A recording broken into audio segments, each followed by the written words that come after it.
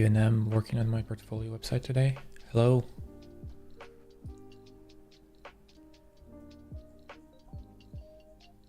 That's good.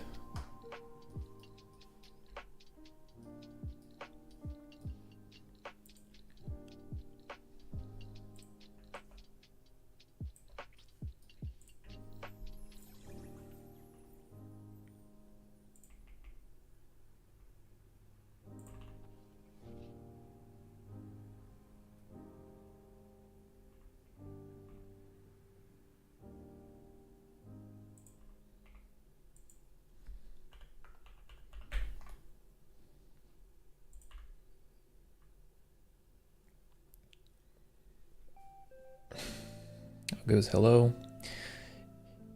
Yeah, I do sometimes use auto layout as well. Obviously, most of my auto layout jokes are satire, they are not true. And I use auto layout in my regular work daily. It's just that I think people are overusing them when they shouldn't.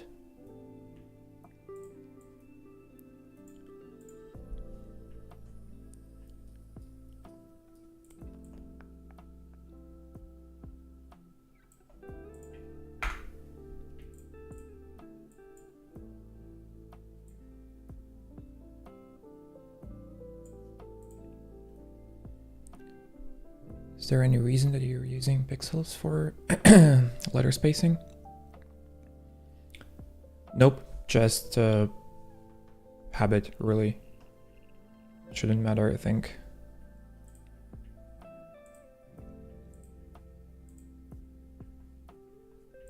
Both are fine.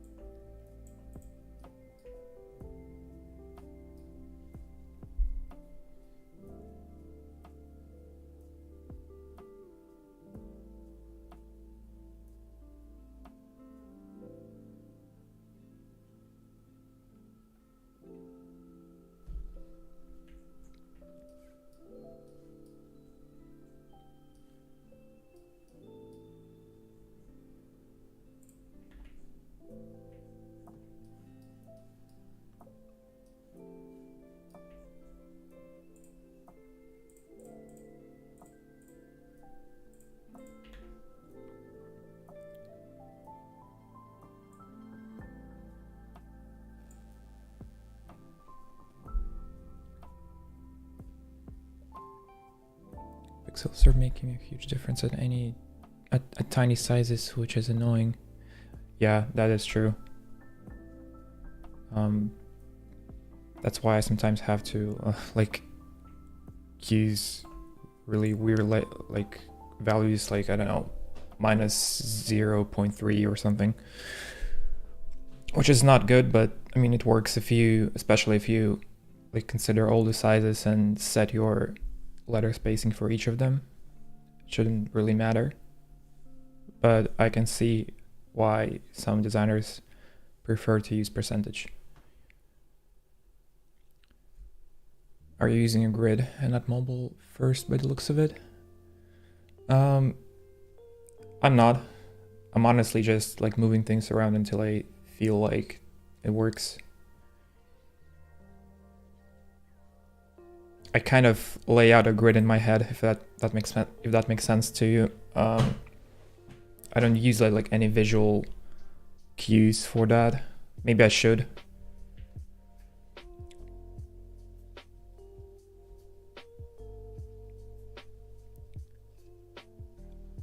Hello D, the product designer. This is really great, man. Please do this more often. This is really draining and it's not what I typically do, and I'm like really shy. I'm not used to like publicly showing what I'm doing, so this isn't like the most comfortable situation for me, but I'll take that into consideration. Maybe I'll try to do this more often when I have time. I'm glad that you like it.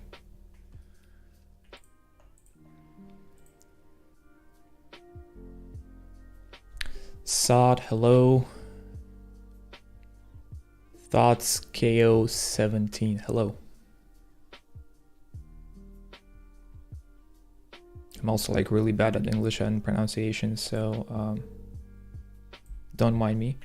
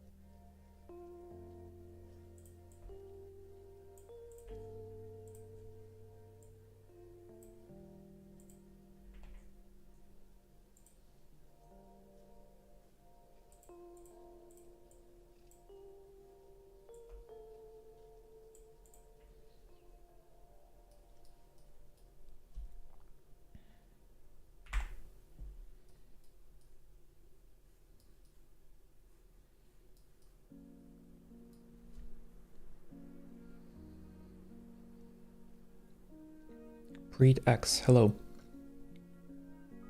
Welcome. Where will you build this after finishing the design? First, I'll be realistic. I don't think that I'm gonna ever finish this, even in Figma. I feel like this is impossible. I always like revert back to some old concepts and then I start remaking them again, and sometimes I feel like this is it, like this is coming together really nicely, and then after a couple of weeks I feel like it's dog shit and I should disregard everything and like start over. That's why it's never gonna see the light of day, but if it will, it would probably happen on Framer, because I really love Framer and I'm kind of familiar with it at this point, so probably Framer.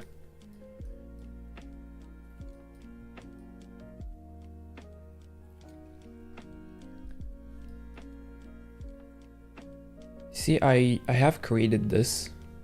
I'll actually delete this one. I have created this look for the homepage, which at first I thought, there's something about it, like it kind of like huge type sometimes, and it works really well sometimes if it's done well, and maybe there is something about it that maybe I cannot fully explain, but I can feel it. But when after a couple of weeks I have looked at it, I was like, this is wrong, like something is really off about it. And people commenting on this also like specified that like this huge gap over here and the imbalance in letter spacing and line height and everything is creating this off-putting feeling. This isn't right, and I can totally connect with those people, so I agree. This isn't the best layout. Also, this 01, it's kind of like a hipster way of showing the number associated with the case study. It doesn't have to be this huge. So I keep it as like a general inspo for like going forward, but I don't think that I'll proceed with this version. Maybe I need to like take some cues from it and like start over or something. 1 second, I'll take a phone call.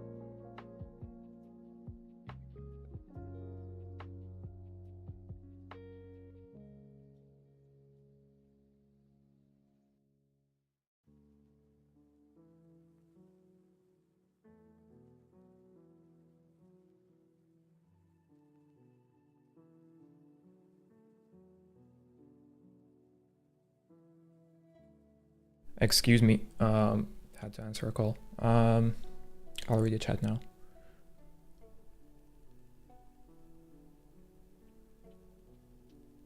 Quickly check Hexa UI. Maybe you'll find something interesting. What is that? Hexa UI.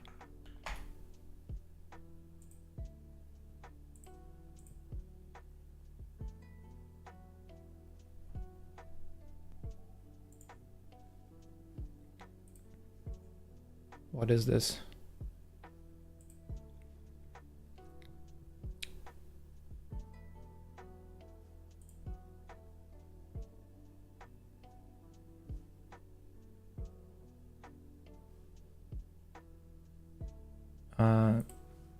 I don't know what this is and why should I care about it.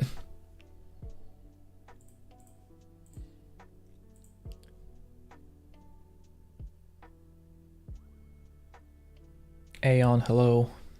Arthur, hello. Gotta push it so you work past that feeling. Mine took 4 to 5 hours and I'm so happy that I've done with shortcuts. I'm from X Twitter. I have to admit you have such a calming voice. I never expected this. You kind of give a mean vibe, but it's actually the opposite. I think I do look kind of mean and angry, and maybe sometimes I sound angry as well, but overall I'm a pretty chill guy. Thank you. Typography, enter display as usual. I really enjoy this font. Display specifically. Regular enter is not as refined for digital use, I would say, so the display variant of it is pretty cool. I advise you guys to try it out if you haven't. I'm pretty sure by this point you already know that enter is awesome, but not many people know that there's a display font that looks infinitely better. Maybe instead of 0, 1, try progression rings. So when you scroll, the section title appears and the ring gets completed when you finish scrolling, if that makes sense. That's not really what I was going for. Like, I was trying to like capture a specific vibe, if that makes sense. I don't really care about this number serving like any functional purpose.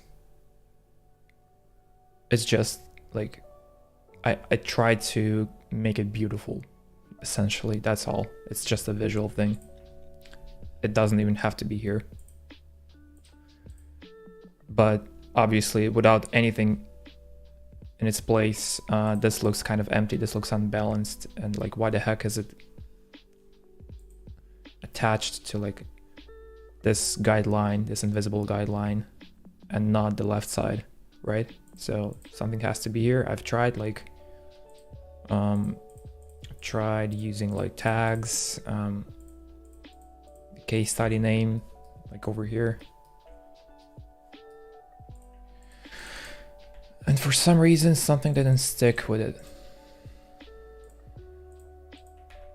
Like, it didn't work.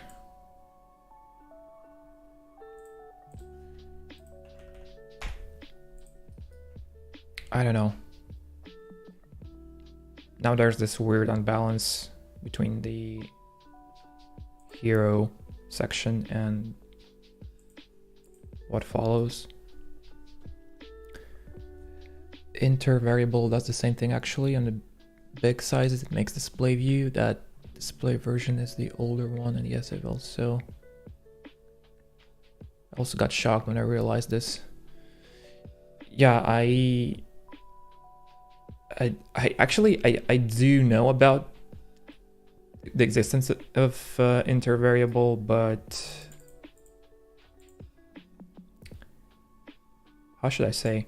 Like, I didn't even want to bother with it, since I have two fonts installed. They're pretty clear. Like, I have two distinct looks and I switch between them.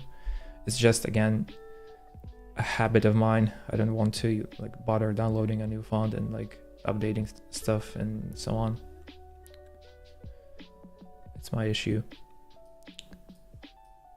So my takeaway from this is I really love the bright orange call to action. I want to keep it. I am still not entirely sure what style of links do I like. Like, I mean, gray links with an underline, they look pretty sick. But then there is this inconsistency happening where some links are black and some are gray, whereas here all links are just underlined versions of your regular text, and then your selected page is grayed out, but it doesn't look as sleek.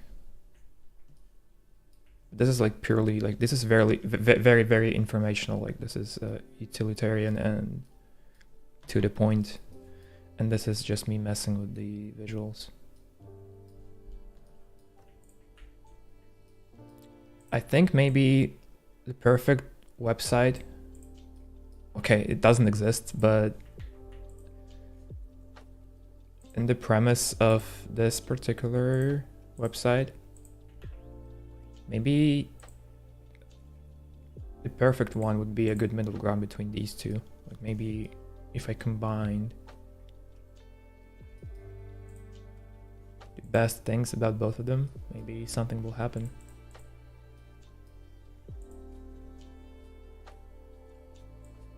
Cannot say for sure.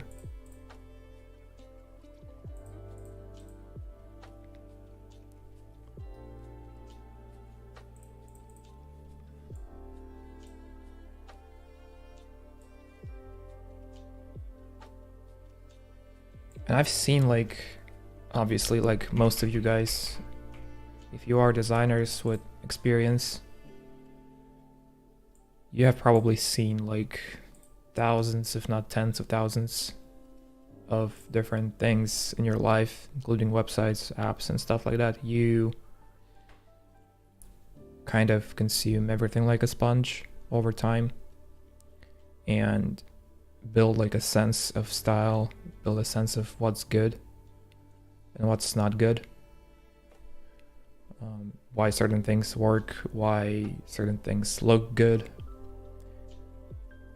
And I've seen like lots of websites, including designer portfolios, and I know a lot of designers who are like insanely talented. They have tons of experience, they are well accredited, they're great people. They might not even have a portfolio, they might not even have a website. I mean, obviously they do have case studies or things to show in an interview. They would happily do that. They don't have a public portfolio, so to speak, and regardless of that, like regardless of whether they have a portfolio or not, they are doing just fine. They will always have a job, and they're great people. And a lot of designers don't even like, they do have a portfolio website, but it's like super minimal. Like they don't even show the work, they show the experience. It's like a short CV.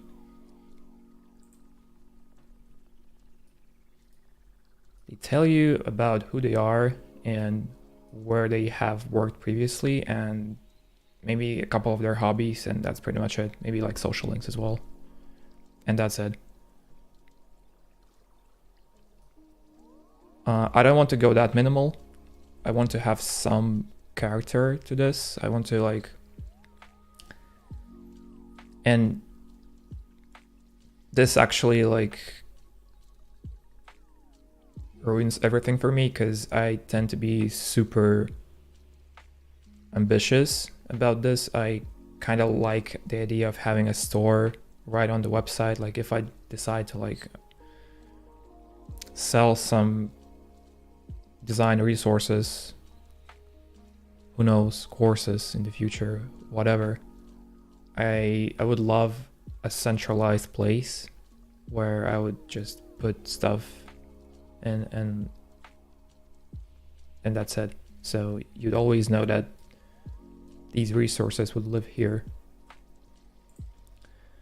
And the playground stuff, I still have no idea how to describe it, but I kind of want it to be like a fun page, like a mix of some work pieces that maybe I should not include in my main page, but I kind of still want to show off, and perhaps some cool experiments, concepts, things I like. I know some people share books they've read, movies they've watched, and lots of other things that are like really unrelated to design, but it tells people a lot more about their personality, and like some people really enjoy that.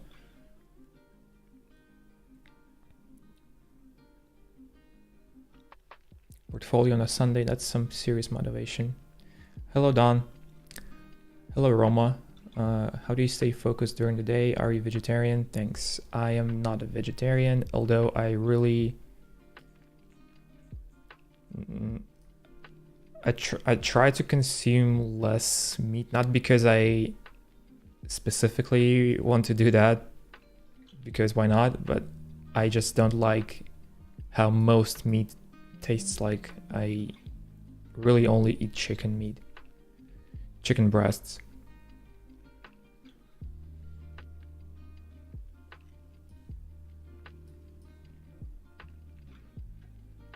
I do like steaks though. Filet mignon steaks that have no fat, or like little to no fat.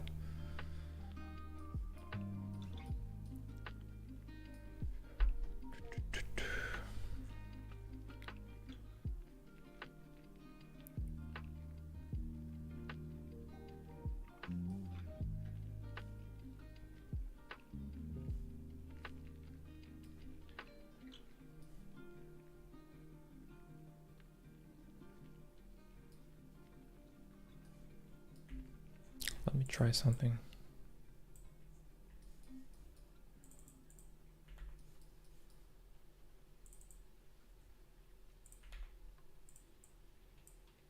Oh, and regarding your first part of the question, I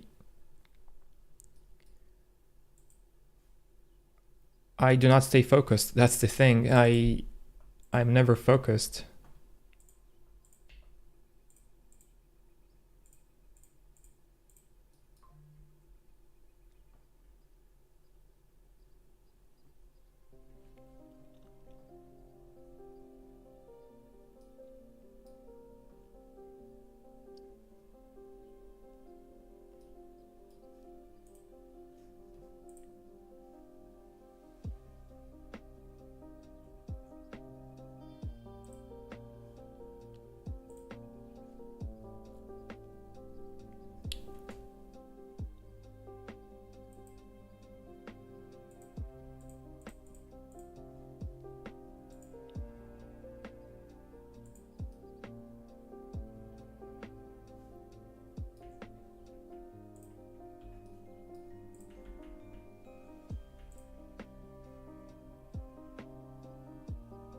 Which font are you using? Enter display.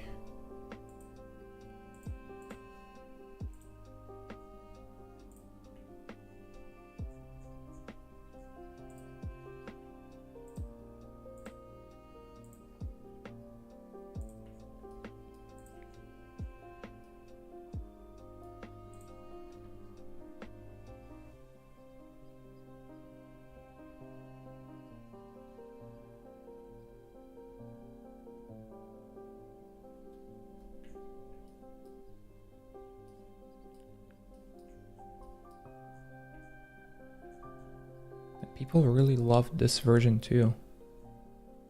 Like the light gray website with lots of rounded shapes and very like simple thumbnails. I felt like it didn't really speak to me, especially when it comes to like work thumbnails, project thumbnails. Yes, they're cool looking, but they resemble wireframes, and when browsing the website you don't really know what to expect from these projects. Like, what is this, what is this? And maybe people will click on them, but it's not as clear as just seeing the thing right away, right in your face.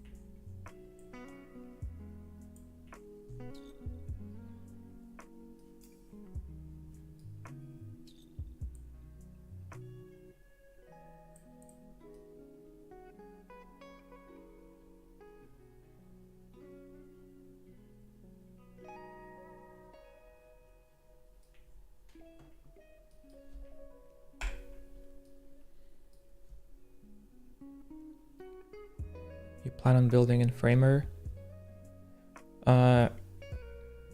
If this ever comes to a point where it's finished in Figma, which I really doubt, then yes, it's gonna be Framer.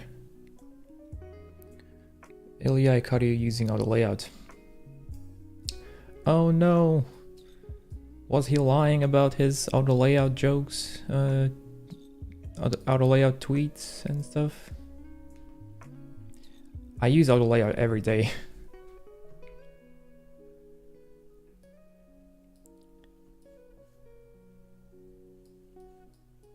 And I really like it. It's just that like people get me wrong all the time. It's fine to use it.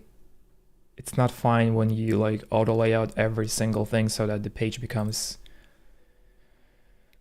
a freaking auto layout frame with like thousands of nested auto layout layers within auto layout layers. It's just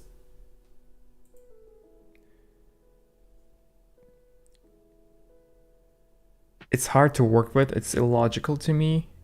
Maybe it's just my brain that doesn't really comprehend that. Like if I want to drop something on like into a frame that's fully covered with like auto layout stuff, it'll break it. It will appear somewhere else. It will change the position of everything, and I just don't like the flow. I would rather just arrange stuff the way I want and maybe add some auto layout to some parts of it. And then once I feel like it's done, and I actually wouldn't even care to like wrap everything again into the auto layout. It's just such a time consuming thing if you're building for yourself. Like you just don't need to do that. If we're talking design systems, if we're talking projects that you're gonna hand off to developers, and you know for a fact that someone will benefit from having everything be like being organized and laid out in a structured way, then yes, there is a good argument that auto layout is like really, really, really useful for that. Outside of just sharing your work and handing it off to developers and stuff like that, if you're building stuff for yourself, I don't think it's needed.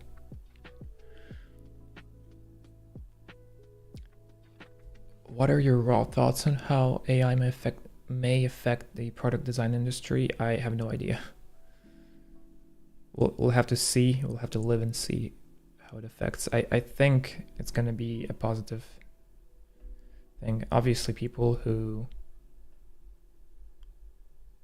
will find ways to use AI in their work are gonna end up on top.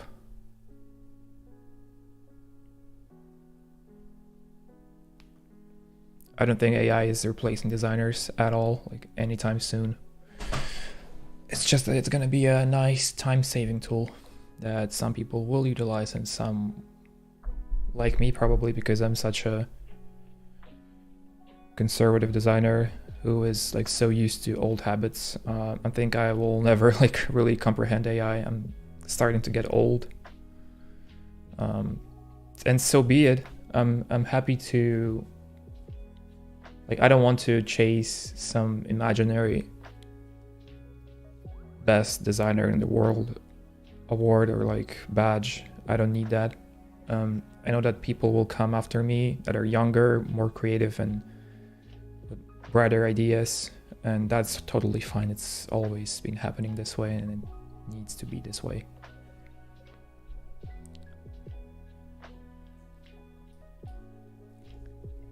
Auto layout makes experimenting harder. Yes.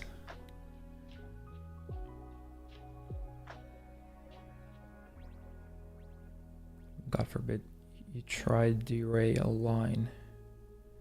Once I'm happy with the layout, I'll add auto layout. Yeah, same. That's my point. Auto layout is great for design, to dev handoff.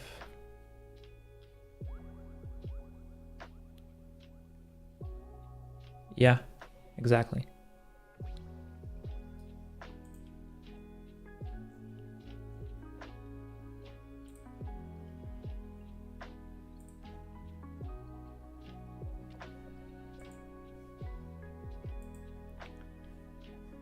I think truth lies somewhere between these two versions. I'll probably disregard this one completely, one with a large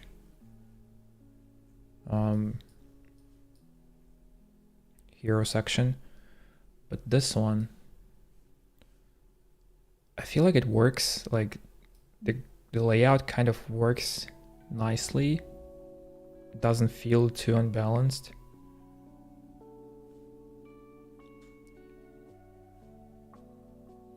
It really is just a question of how do I style the menu and the links. Do I go with black text with like a gray underline? Do I go with gray links? Like here, do I go with the underline for the menu or not? And there is no right or wrong answer, it's just a stylistic choice.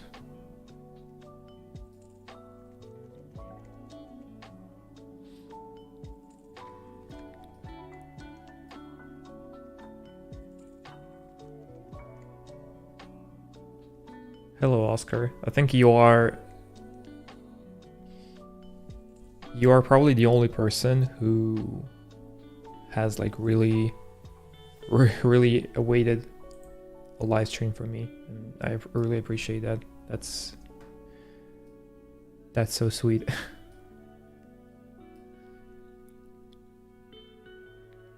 Will you design mob 2 once you pick DT?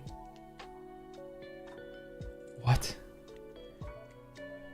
Can you decipher that for me, please? I am not fluent with like acronyms, and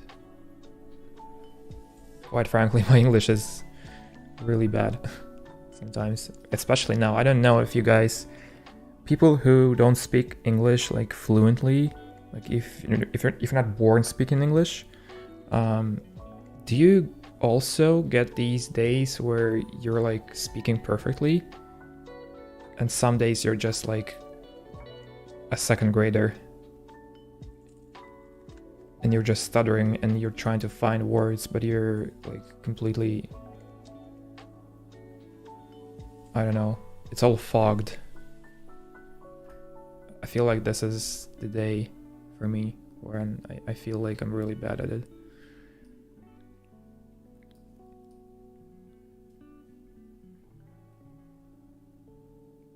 Mobile and desktop. Yes, I probably should have started with mobile, but I don't see a problem with, if I go with this kind of layout that is like super simple, I don't think it's gonna cause me lots of issues making that into a mobile layout. Yeah, pretty much. Practice makes perfect though. I chat with people a lot in English, so that's why I'm pretty good at it, but in speaking, not so much. Gotcha. Because I feel like super miserable when I'm around people who speak like really well despite English not being their first language. I feel like I've done a pretty bad job at like learning it or practicing it in person, and that's okay. Like, I mean, we are at different levels in many disciplines in life, and that's just one of them. I just tend to feel bad about it. Are you in Figma? Yes. Luisa, hello. What's up? Okay, so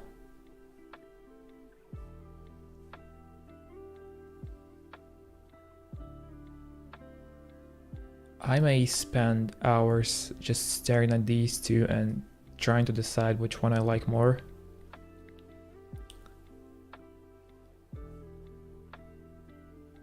I kind of like a huge button, but at the same time, this is like so clean. And if I remove this red dot, this is just insanely clean.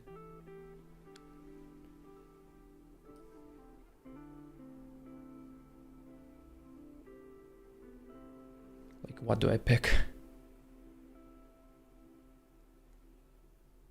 I think I'm leaning towards this one a bit more.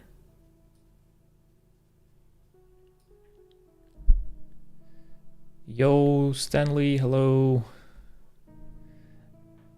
I've been waiting for you. Thoughts on 8-point grid versus 4-point grid? I do not use. I don't have. I do not commit to any particular logic or predefined values. I think I would choose whatever you like. Honestly, like 4 versus 8, like there really isn't much of a difference. It's just like a way of dividing values.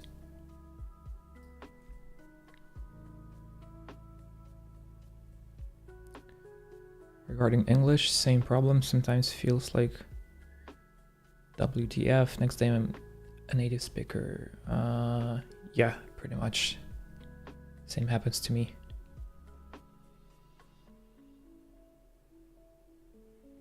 Maybe it's because I'm of like a Russian speaking ancestry, and that's why I have issues with it. Although I'm really trying hard to like at least imitate some sort of an accent, although sometimes it becomes like a mix of British, sometimes it sounds like American, sometimes it's like super Russian. I don't I don't think I should care about it too much. Light Slicer GP, hello. Question that I've always had: how do you deal with responsiveness? How will you handle it on your site? What breakpoints and stuff? Also, will you use 12 column design?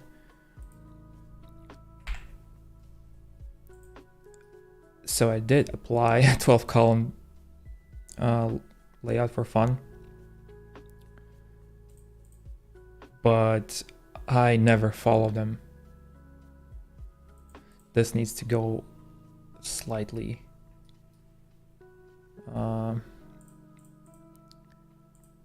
shit. So the reason I have it this way is because I've used an absolute positioning, but I'll fix that.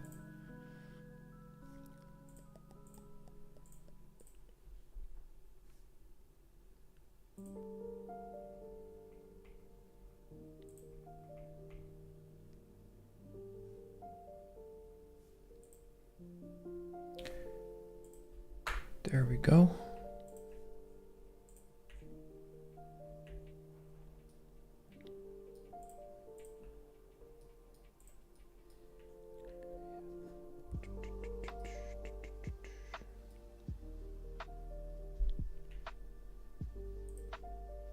And I may also, like, yes, I can move it so that it looks like it follows the grid, but is there really any point in that?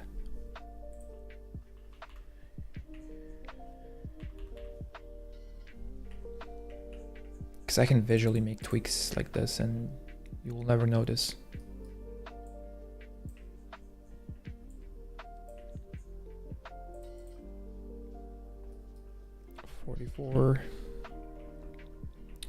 Here, now it technically follows a grid.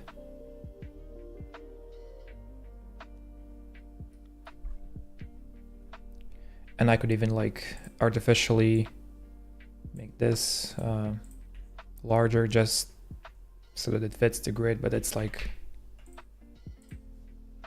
so not needed here. Anyway, I think I like this version.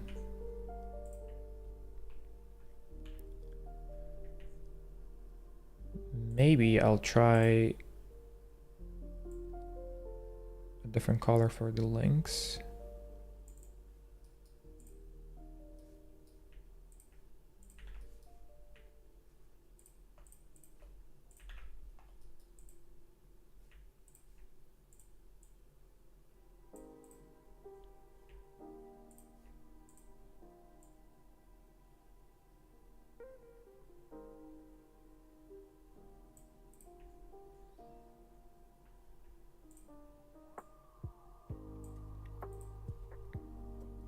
When you work with WAP and their design system, how do you manage to be creative with it whilst also balancing different business needs whenever you feel like the system is limited? I'll let you into my secret world.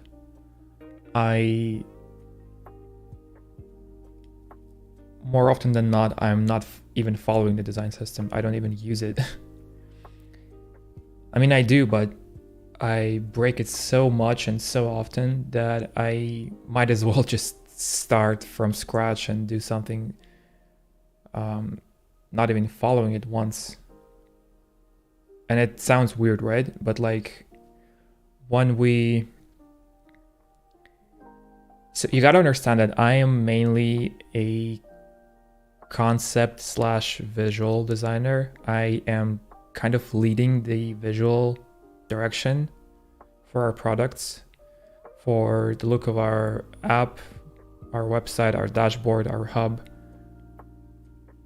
And the design system grew out of these concepts.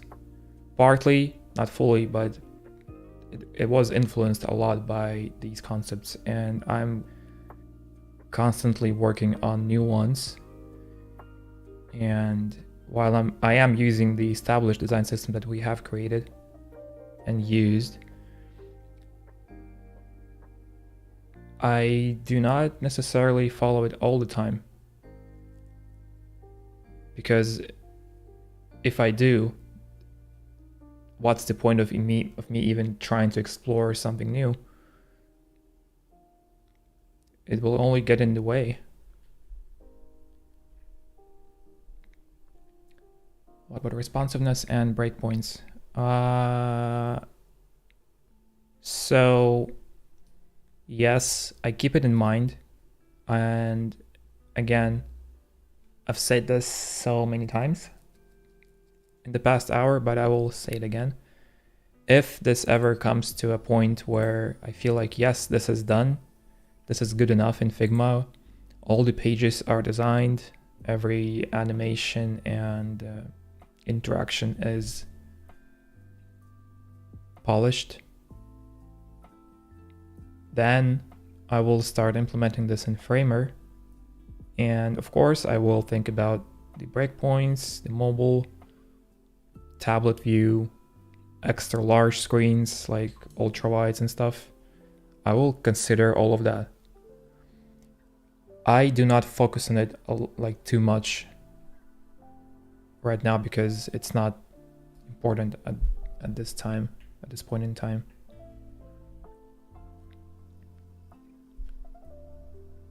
Do you code the front end? I do not. I used to code when I was like 9 or 10 years old. I'm not joking, by the way. My entire passion for design started out of a need to design my personal website, ironically. And at first, I didn't even start as a designer. I started learning HTML and CSS, and I've been building stuff myself for myself.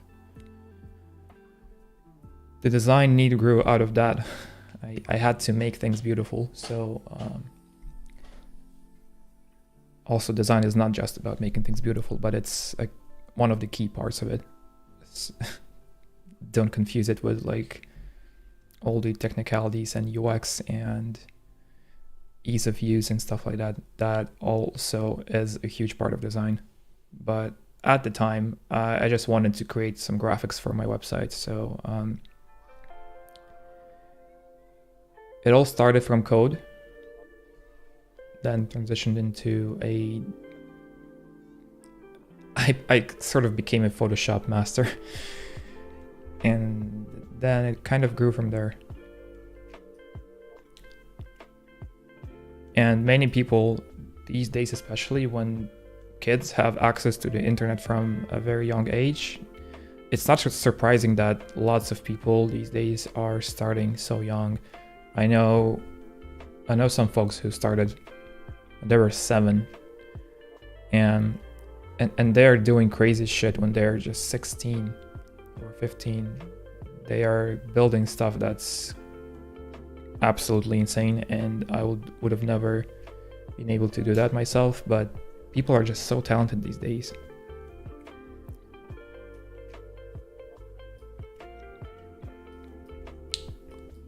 Okay.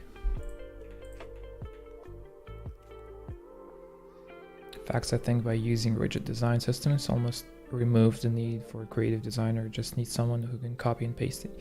Yeah, exactly. It's just like any design system is a set of rules, a set of building blocks that you can reuse and use again and so forth. You can add some new stuff to it, you can update components, but fundamentally it's just you grabbing some parts that are ready and trying to build something new out of those parts. But if you don't update the parts, will you really build something spectacular and like absolutely new each time? Maybe yes, until a certain point. You will eventually hit a dead end and you will get that need to innovate.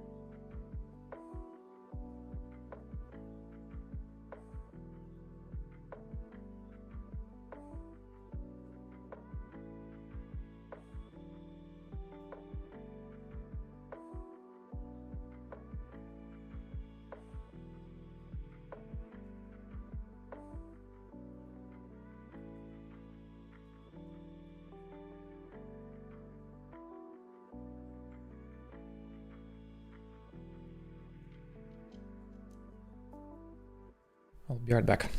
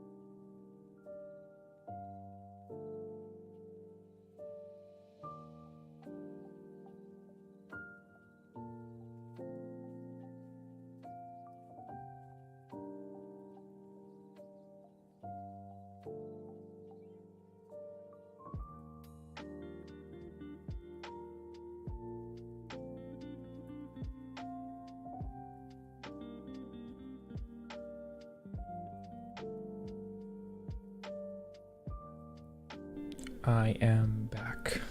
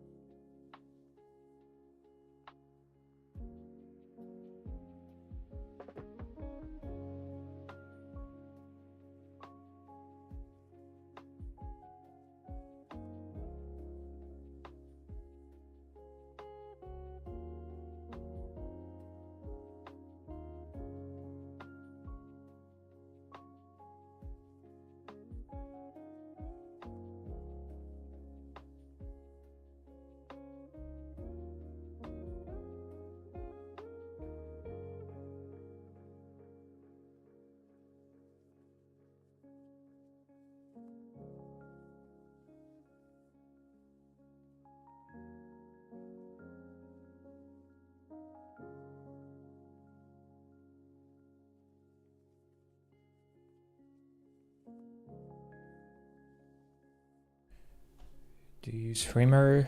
I do. But this is Figma.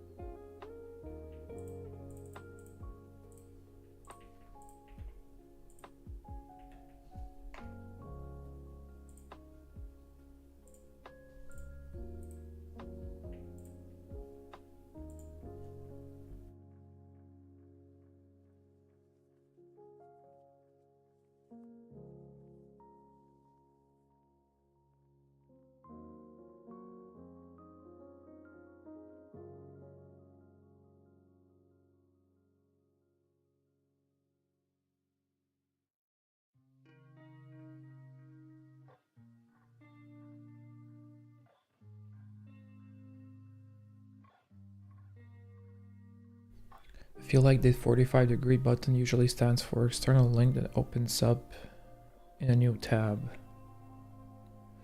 Yes.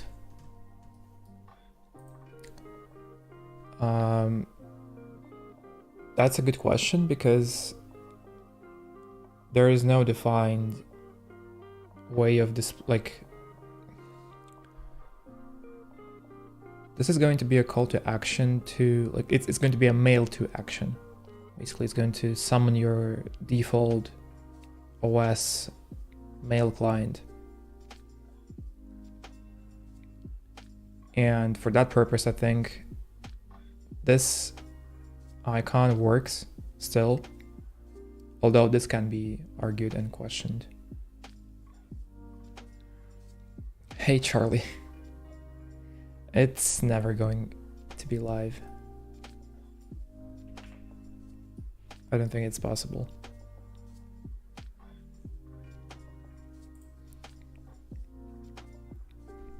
Like, it kind of opens up in an entirely new window, actually. There is a debate on,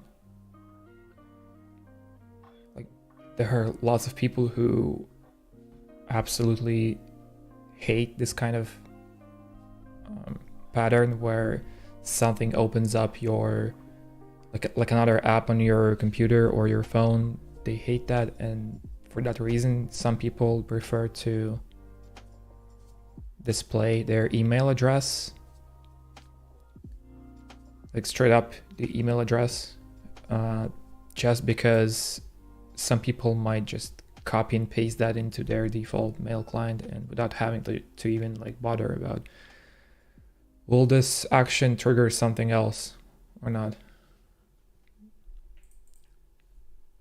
So in my case, that would be my name, first name, last name, and that would work too, but I don't like how it looks, just visually speaking. So I'll keep it like this.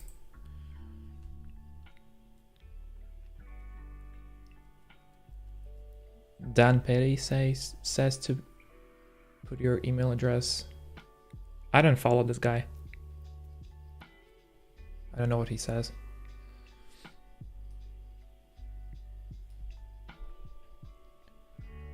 Also, the hero text looks like it's connected to the case study below, but maybe explore dividing it somehow. Yeah, that's true. The problem is if I keep, and it's not, like, I don't want to offend anyone giving me tips. That's totally fine. Like, you can give me advice, you can give me tips on how to improve it. I love that. But there's a point that if I keep listening to people too much, I will be stuck in this loop forever. People will always say something that feels right to them. Maybe they like a certain style better, maybe they like a certain hierarchy of displaying stuff better, and there will never be a common ground between all of them. And it's better to sometimes just disregard everything and go with the gut.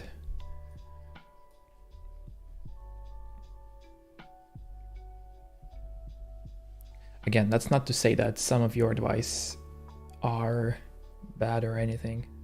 Like, it's actually valid. It's fine. Like, yes, dividing this could be nice, and I will think about it. I'm just saying in general, always trying to incorporate feedback from people, as most of the time a bad idea. You need to be selective about that. I guess it's better to not overthink. My portfolio in the works for 11 years now, so I know the feeling. Yeah, and I tend to overthink everything a little too much. That's why I'm still stuck with the homepage design. And I have many files, and I think I've shown them previously. I have last year's file, or I call it the last year because I'm already expecting this to be released next year if it goes well. Like, it's even called like 2025, because I know it's not gonna be released this year. 2023, 2021, lots of explorations, lots of different styles, and I committed to a lot of them. This one I've even almost built like entirely on Framer. It was pretty much like 70% done if we're talking desktop. This was pretty much done at some point. Where's the final?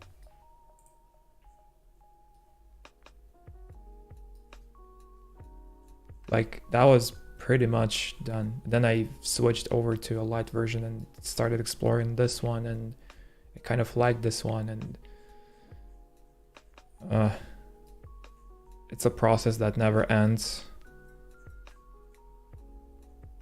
If you keep designing one version for too long, you will feel the need to change it.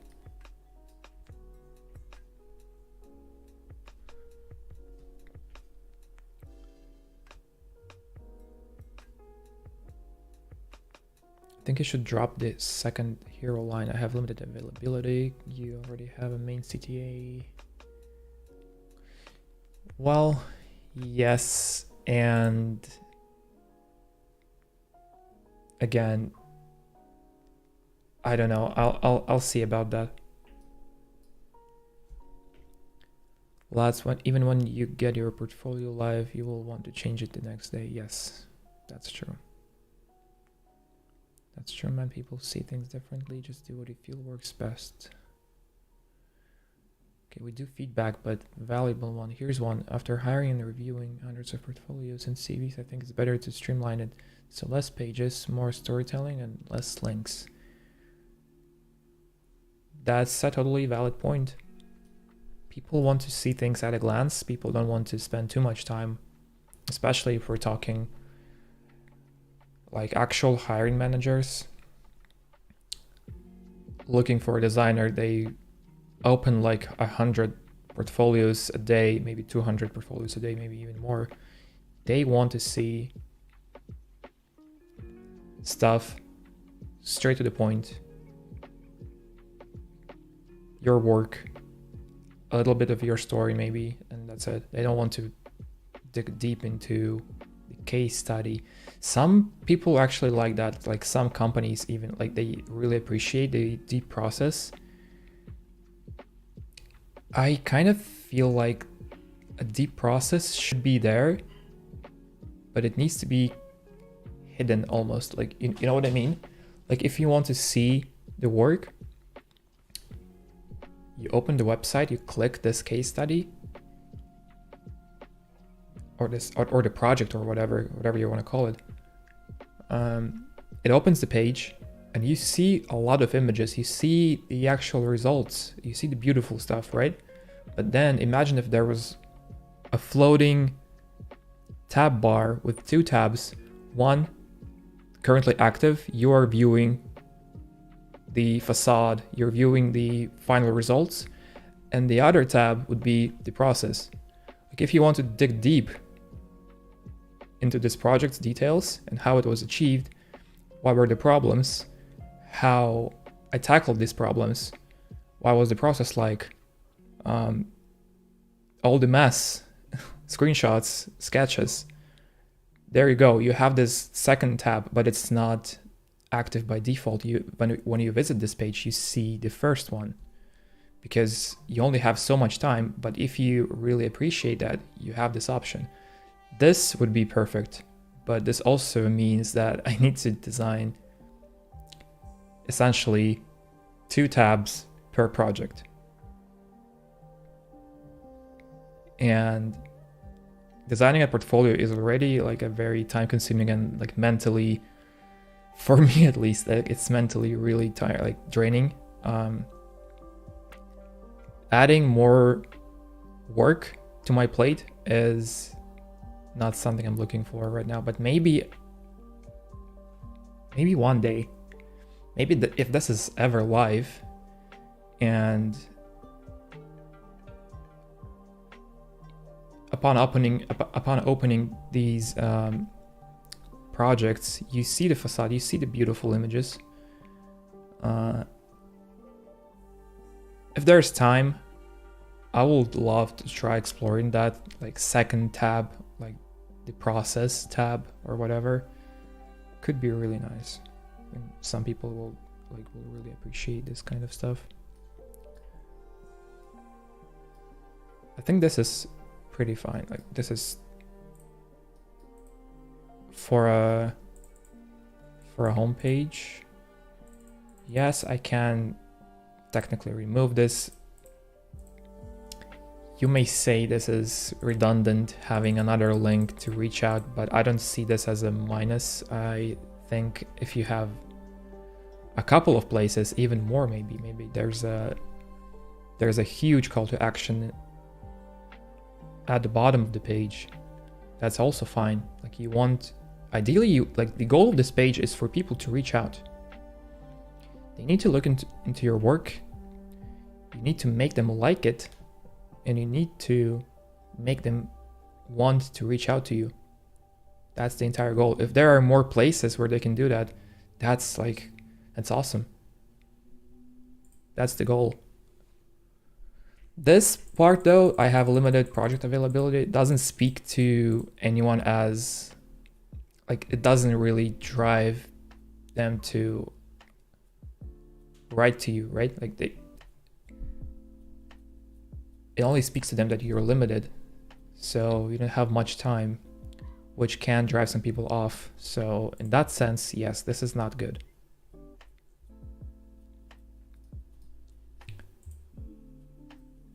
From like a business perspective. But if you say like, I'm available for work, I'm always available, even though you know for a fact you have a full-time job already, and they might even look it up and see that as well. Like they will see that he is currently at WAP, he is working full-time. So why the heck, how can he like be available? Logically, that doesn't speak to me, but from a business perspective, that makes more sense because you're not adding any like obstacles to them. Okay, we do feedback.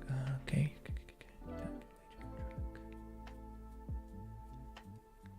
The process people are the ones that are hiring for specific purpose, meaning they already have a case they need you to tackle. Yes. Do you provide a brief feedback on other people's work live? I don't think I have the competence to do that.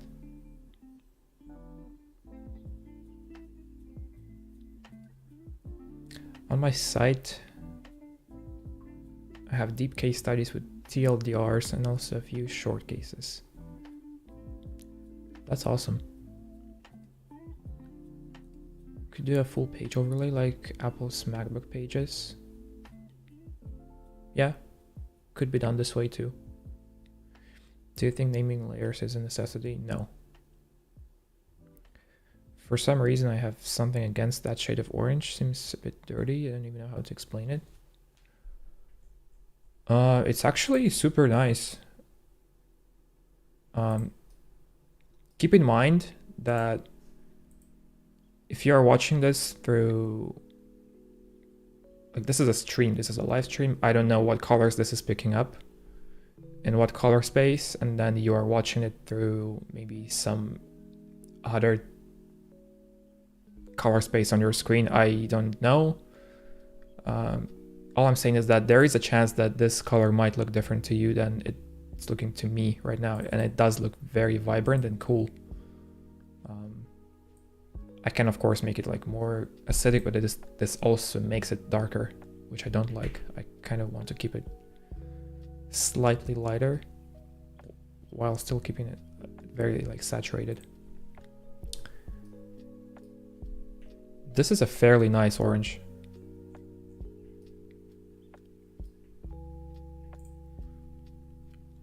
So my logic is, okay, 1 second, I'll fix something. I need to fix it.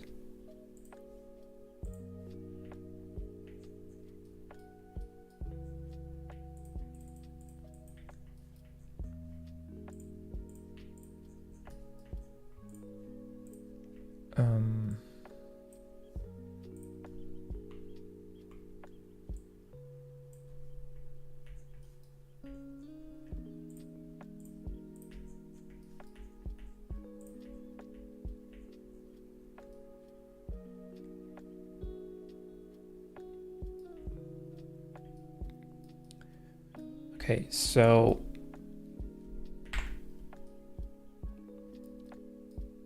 a fairly bright call to action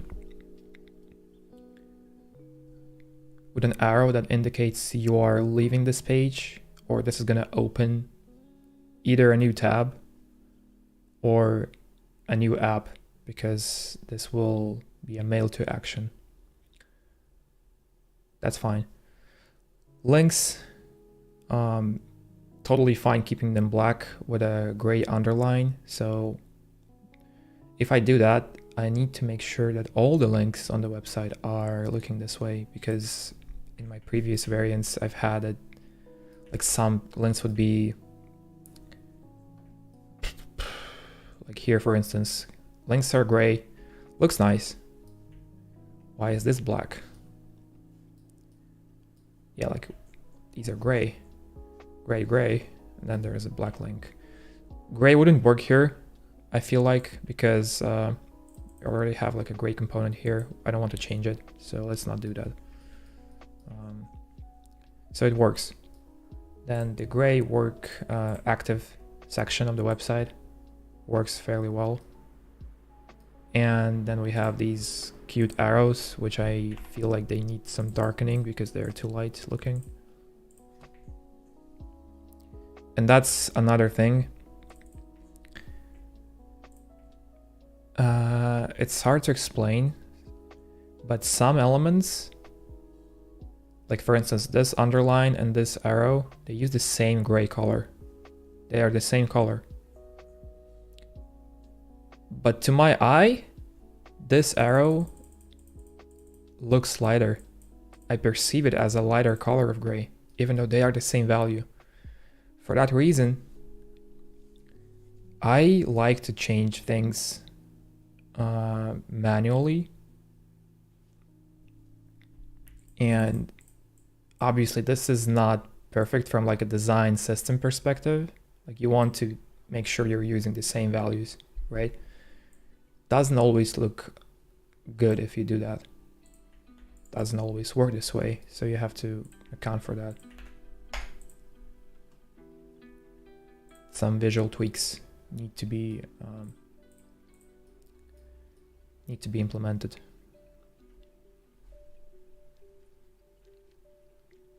I like it a lot. Oh, yeah, I think maybe compression just not the same time. Kind of washed out. Yeah, could be a thing. I don't know about the compression. You're watching this through YouTube, which should be fine, I think. This is the highest quality stream out of 2, because I'm also streaming on X right now, and X is freaking dog shit at live streaming right now. Like the highest video quality is 672p. It's like, is it like exactly half? No, it's almost exactly half the size of this live stream on YouTube. So it's really compressed, and it's a pain to watch. Nonetheless, I want to keep the X live stream going because it keeps it visible in the timeline, so I keep it.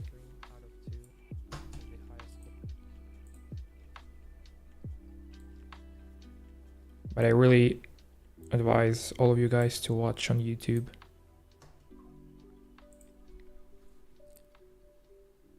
Do you set the top and bottom padding on the buttons differently for optical alignment of high syllables?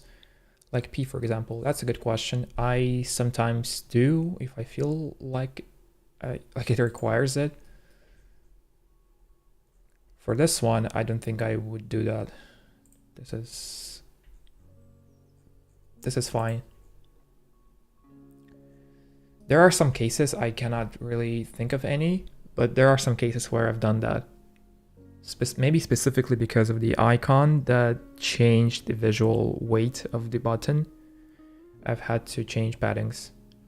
Oh, that I usually, okay, that has to do with side paddings. Yeah, I do change side paddings specifically when there's an icon that's differently weighted. You know, if it's not weighted evenly in the center of the icon, like if it has more weight in a certain side, then I will add padding to the button.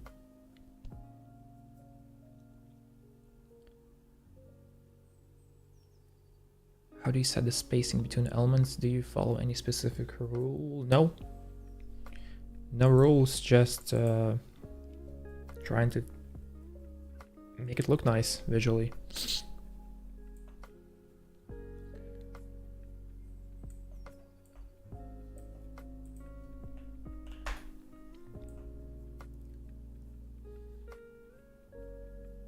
Like, of course, I could like create a separator or some sort of line or whatever, but this doesn't look nice to me.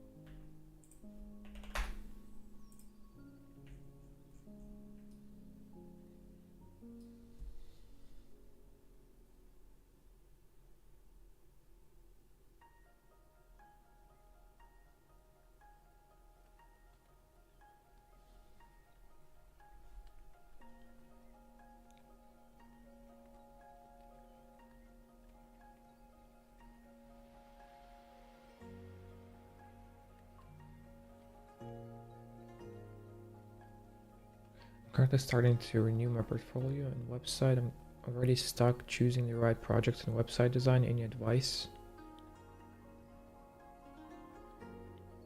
I would say try to show your best work. I would say stick to your 3 or 4 best projects. I don't think you need to display more if we're talking like proper case studies and not dribble shots. 3 to 4 projects is enough, probably even more than enough for any hired manager to go through to see what you're capable of. And then if you want to spice it up with some graphical pieces such as dribble shots, which are usually like small pieces of work maybe some buttons, some animations, interactions, UI pieces. If you have that, you can show that, of course, somewhere below that, below the main show. And yeah. And yeah, a good advice from the chat is that you need to show the kind of work you would enjoy doing. Like if you show like print work on your website, which is fine if you enjoy it, but like if you don't, but you have a lot of print work in your portfolio, but you want to make websites, maybe you shouldn't show a lot of your print work, you know? As for website design, there are only really two ways. You either go with a template / hiring someone to make a design for you, or you suffer.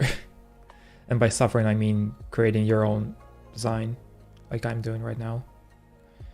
This always results in suffering. And this is very time consuming. But this is the ideal approach if you want your website to look exactly like you intended to be.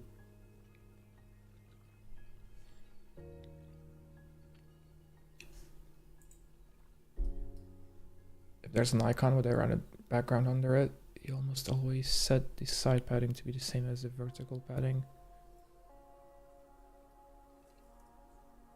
I don't really calculate stuff like this. I know people will say that if you want... Fuck, what happened?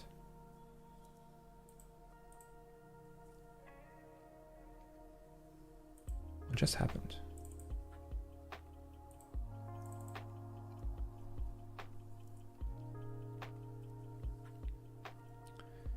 I wanted to show this on an infamous nested corner example.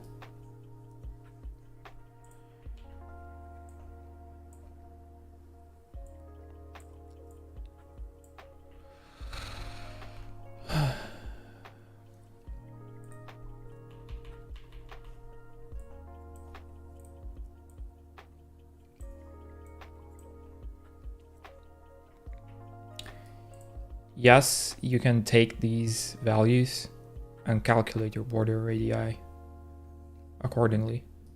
There is like a formula that works assumingly every single time. But in your real work, will you really care enough to do all of those calculations and like try to like exactly match it because of some law that somebody else invented? You just do it visually until it looks nice. Like this looks fairly accurate. This also does. Like this is 12, this is 13. Yes, this might be slightly off, but you will never notice this.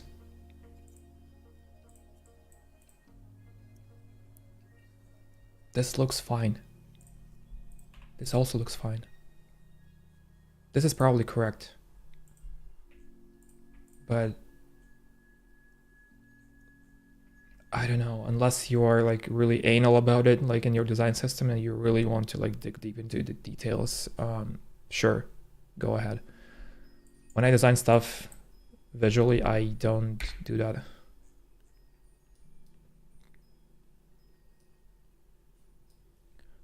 Only if the padding is like 1 to 6.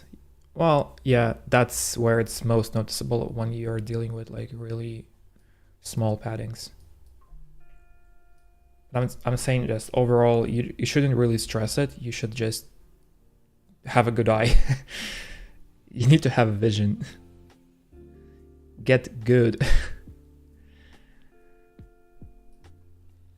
Someone on Twitter even tweeted, I'm gonna bring this back.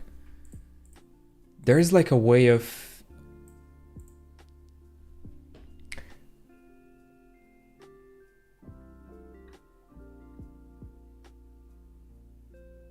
shit, it didn't. I cannot remember. Somebody blurred the thing to see if. I think it doesn't really connect to this topic really, but it was another topic, I think. Somebody tried to optically align something by blurring the shit out of everything and seeing how the overall shape looks like, and then aligning it with this shape, something like this. So if I were to group this, blur this really hard, you get this blob of color. And if you didn't know how to align it, so imagine the blue blob is an icon, right? Some people have trouble aligning things in the center if there's an icon that is visually weird or like has a really weird optical balance. And let's say this is one of those cases where you have an icon whose weight is concentrated over here, let's say. You may not know, if you're a beginner, how to properly align this content, whatever, this icon and text, let's assume this is text, within a button, right? And that's where one dude, I don't remember his name or who invented this, like he came up with an idea to just blur the heck out of this. And there you go, this is your overall blob. You can even blur this even more. Now you can center this blob, unblur it, and there you have your perfect optical balance. And if you want to do that, sure, go ahead. I will just adjust with my eye.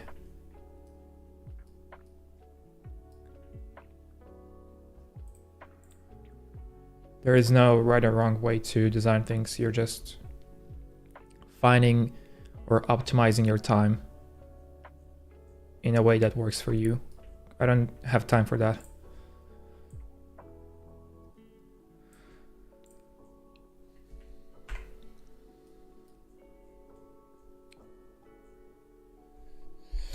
So, okay, I kind of like this layout. I will probably proceed with this. Now,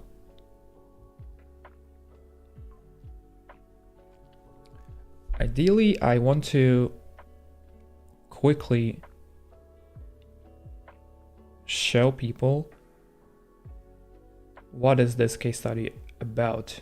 Like, obviously there is a thumbnail that shows the UI of some sort, that shows a website, a dashboard.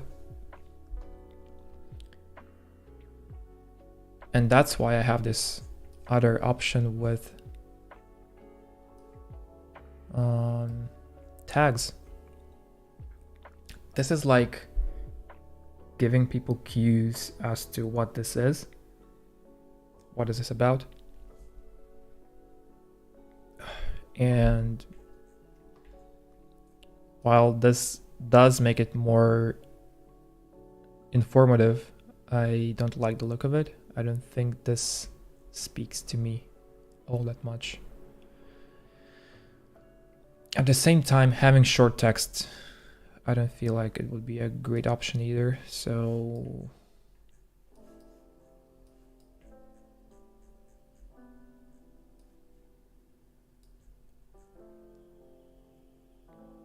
that's difficult.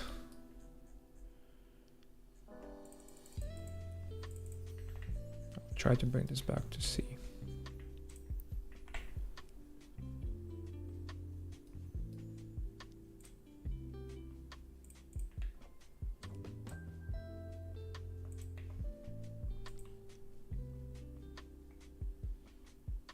Like this, now this looks so cluttered and unnecessarily complex that I don't want to proceed with this.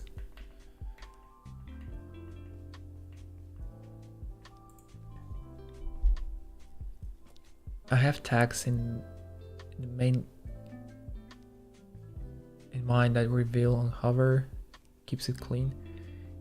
if you mostly do the same tags on the project, showing them is pointless. Yeah, that's also true. Like if all of this is UI work, what's the point of this?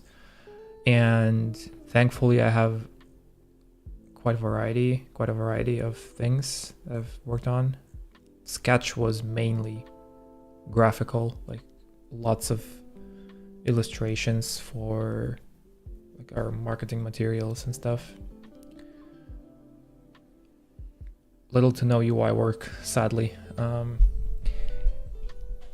And this is kind of bad because I want to, like, if I ever get thrown out of WAP or get fired or whatever, I kind of want to keep designing UIs, which means that displaying Sketch as a case study is not gonna work well for me, but I still want to show it.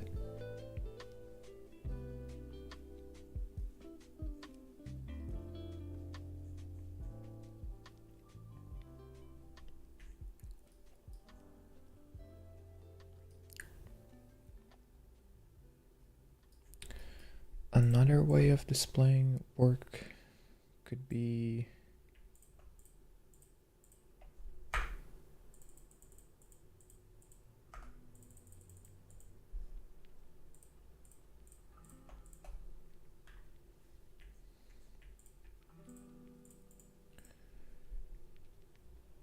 you're gonna start a UI subscription agency like all of the cool kids. I don't think I have the competence for that. I don't have knowledge for that.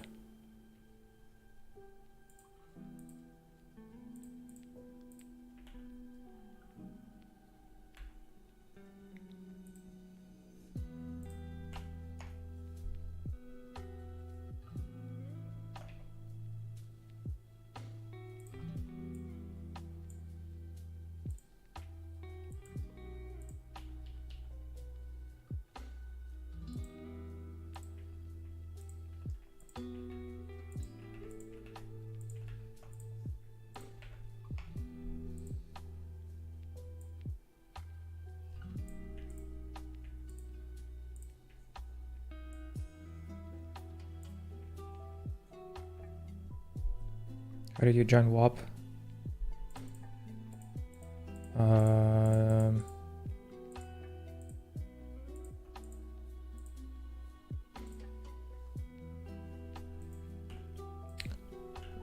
The CEO reached out and hired me.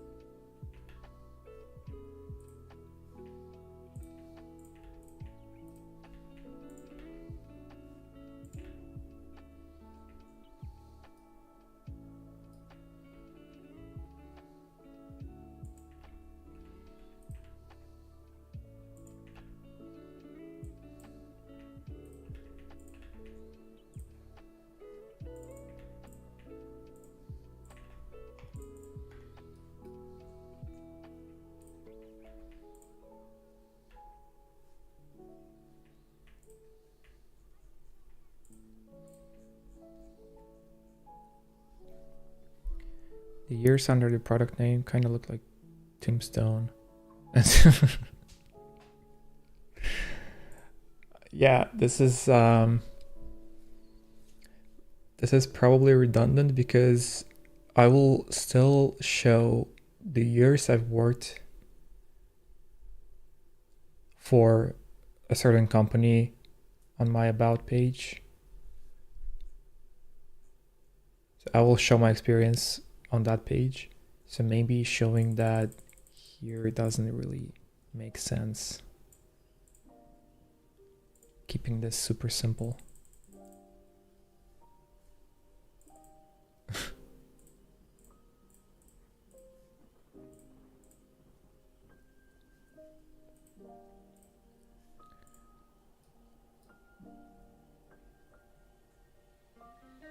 Yikes.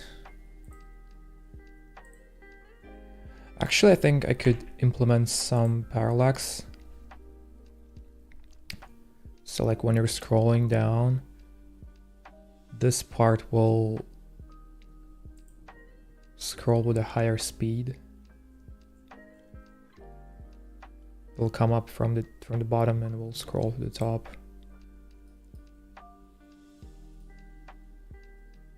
That's just one idea.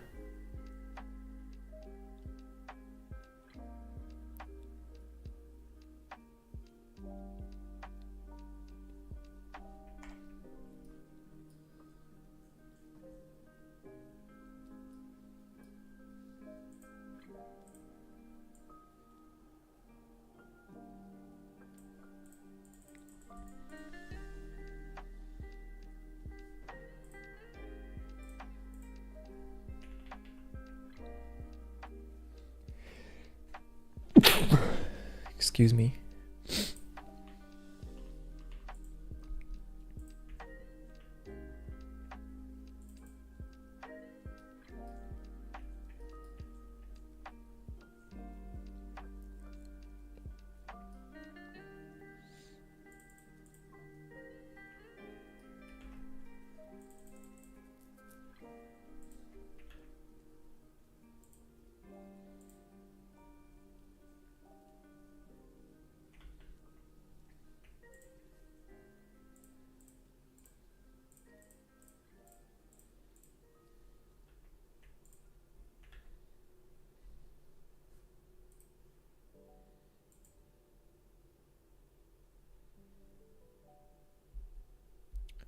Are you streaming in order to prevent yourself from procrastinating? No.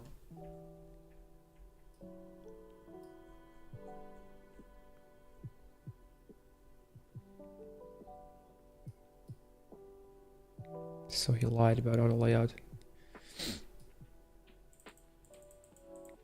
Kind of yes and no.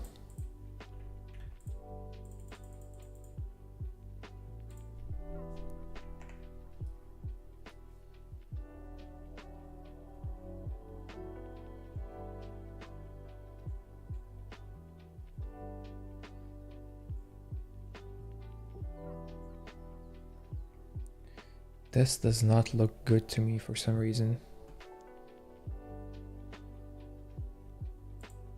Like I want something here, some kind of text.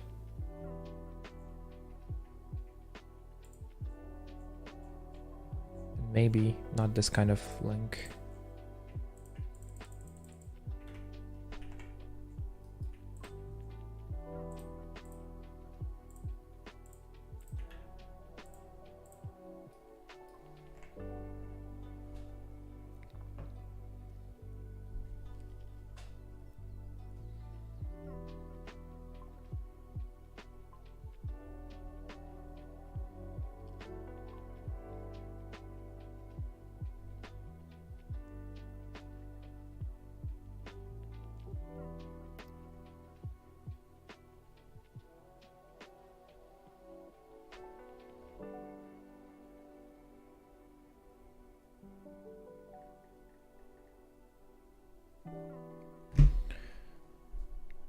Short description.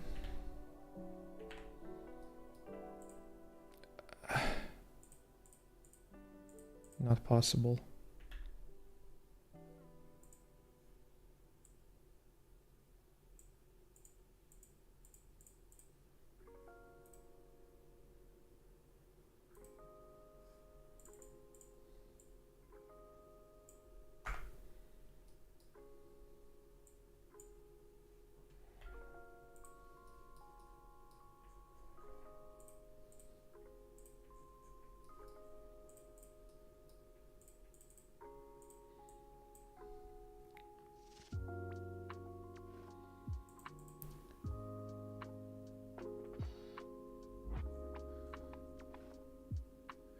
can describe what WAP is, maybe.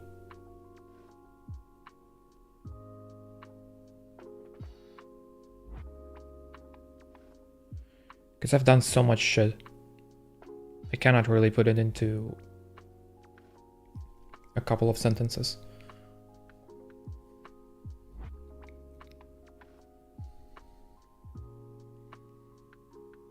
Yeah, but everyone knows what Sketch is. Not true. That's not true. Not everyone. The design community knows, yeah, but what about people that are not so tech savvy or like design oriented? They'll see Sketch and think what this is. People know Figma these days a lot more than they do Sketch, strangely, because like there is no point in Sketch anymore, kind of.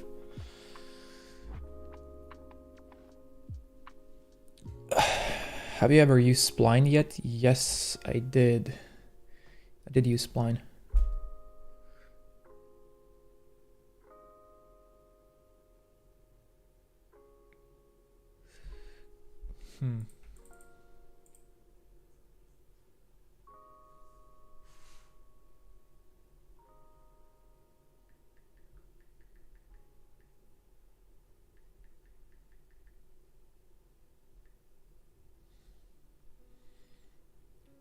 How do you feel about it?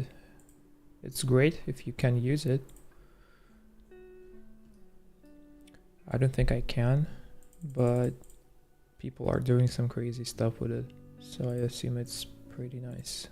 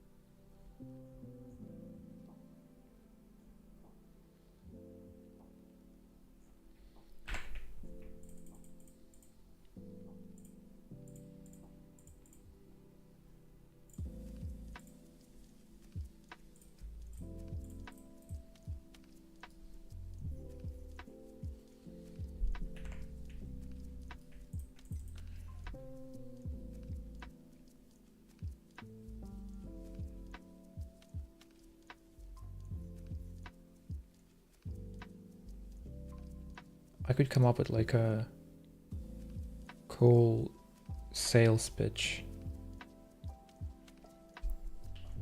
Designing the next era of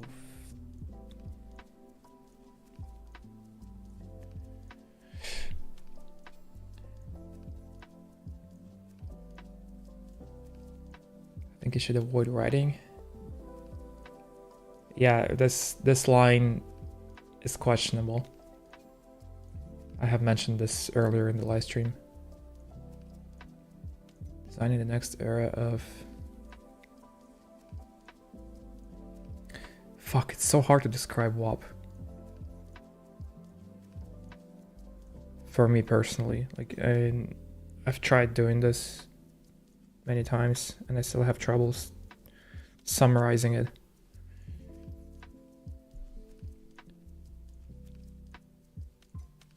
I'm so bad with copy.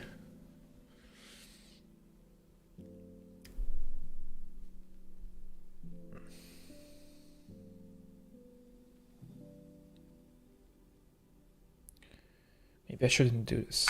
Maybe I should say designing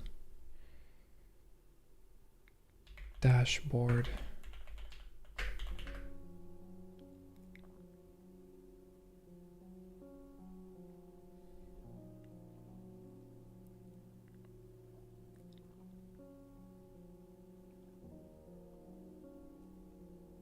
The hub and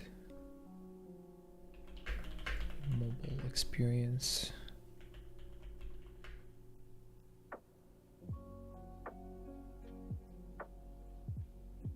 See, this doesn't really speak to me without context. Like, what is WAP? What is this? Just saying what this is isn't enough to say what I've done at WAP. But also saying what I've done during my time in this company without giving people context as to what WAP even is also not good. But having both is gonna be really bad for this layout because there's gonna be too much text. Shit.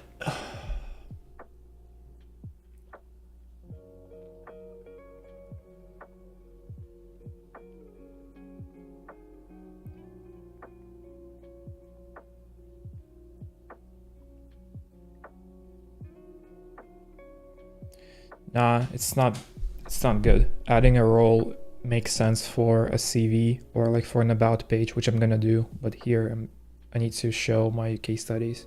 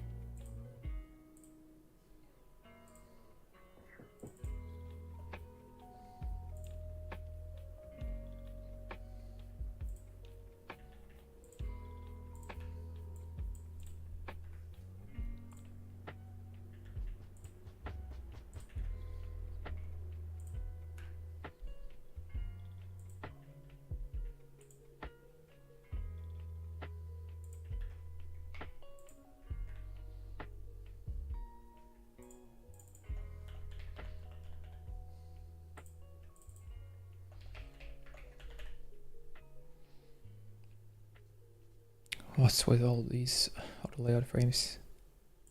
Don't ask.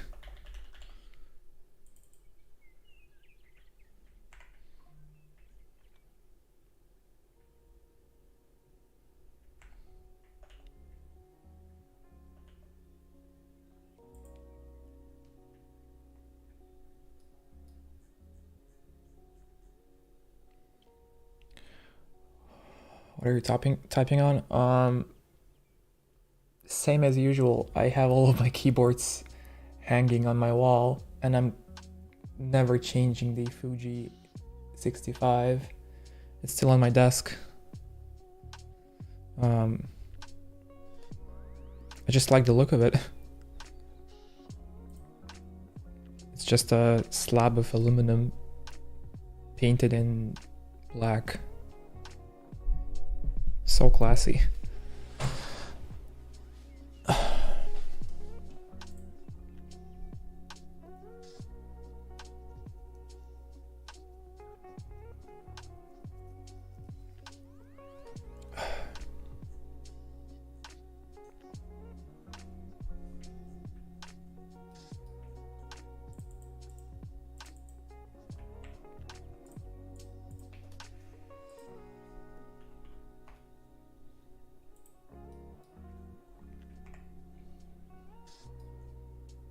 Yeah, I'll never compare to you in that regard. Your collection is godlike, and I'm just a peasant. But I'm okay with that.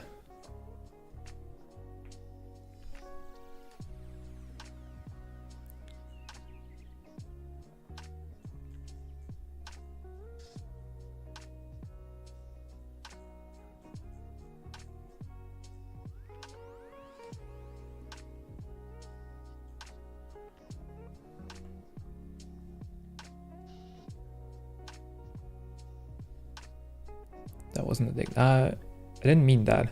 I genuinely mean that your collection is unreal and really beautiful. Like the boards you're posting, like your photos. I could never do something like that. It's just on another level.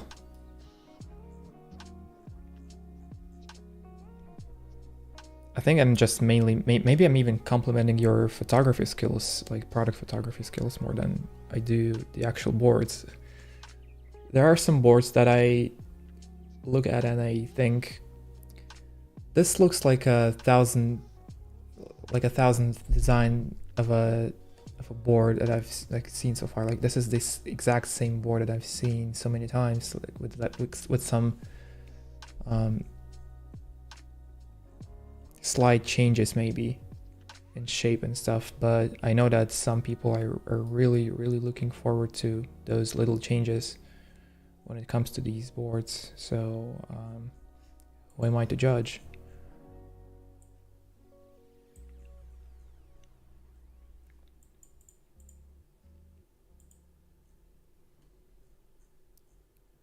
I don't know.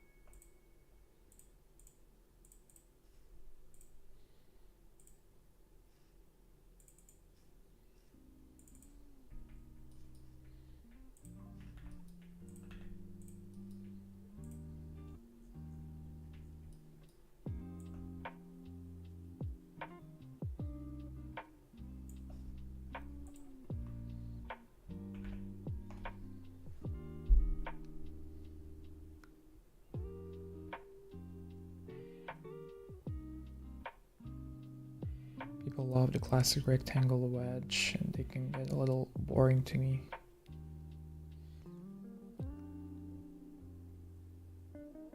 No, it's more that I get that the board I'm using right now is like very basic, and I mean, quite frankly, it is basic. All I'm saying is that I don't see many differences between the boards that are coming out, that have been coming out in the past couple of years. I don't see many differences between them. There are some slight curvature changes. Maybe there's like a new badge, maybe sometimes a new layout, of course.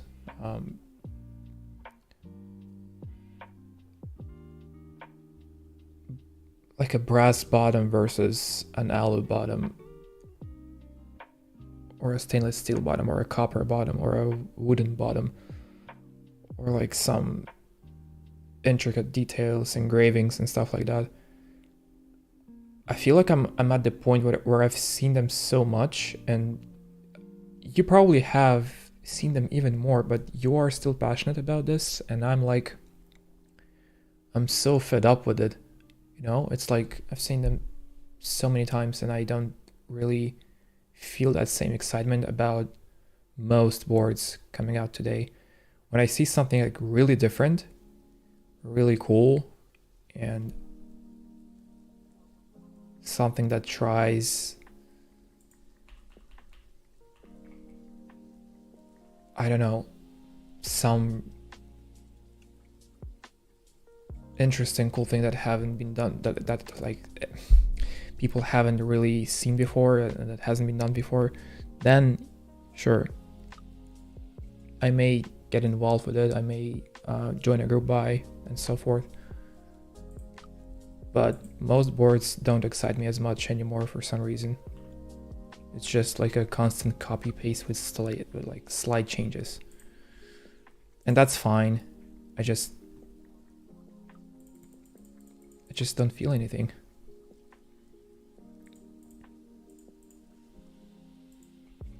And even like keycaps.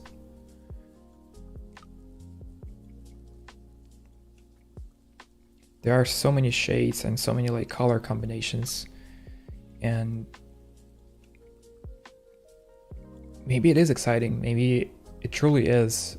Maybe it's just me being burnt out from this hobby in general. Maybe it's just me like arriving at the finish line. I think the biggest differences are the mounting styles, material combinations. Well, yeah. And it's like, it is true. Like the typing feel on all of even my basic boards, which I mean, none of them are basic. It's just that I feel like in the world of custom mechs, mine are nothing special. Even between all of those boards, and I have maybe around, I would say about 12 to 15 boards total. Each of them is unique, visually speaking. Even the keycaps are different on them, of course. The typing feel is different. Some of them are softer feeling. Some have like a very open sound to them. Some are like very, very muddy sounding. Like, I don't know if muddy is the right word, but like very deep sounding, right? I have one that is like super clicky just for the sake of it, because why not? I wanted to try one. And I have one that I've tried soldering like for the first time ever. Like that was my first time actually soldering something. I have a board like that. All other boards are hot swap, and I was just like trying out different things, different combinations, and trying to achieve sounds. Yeah, Thucky, right? So I have a couple of like, in my experience, a couple of Thucky boards, maybe not as Thucky as some people are trying to achieve with certain boards. They are talky enough, and then there are clacky boards that I also enjoy.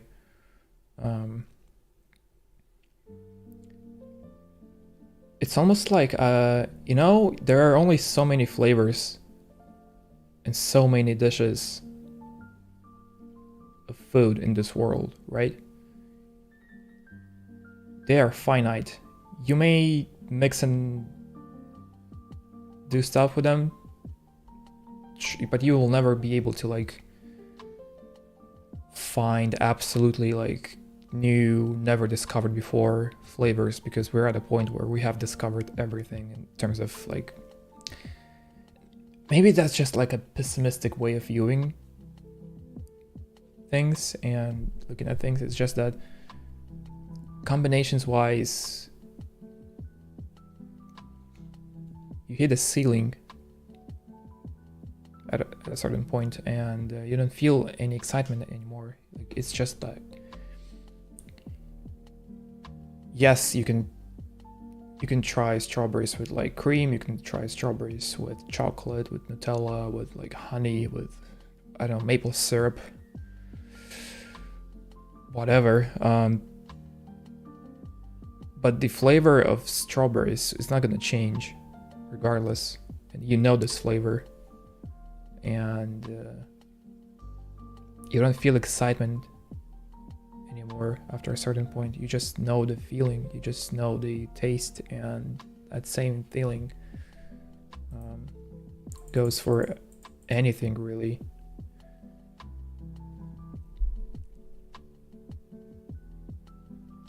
That's why I feel like after a certain age, maybe some people, not all of them, but some people may experience like a general tiredness from life in general, because they have been to like most popular locations and countries that people go to. They have seen it all.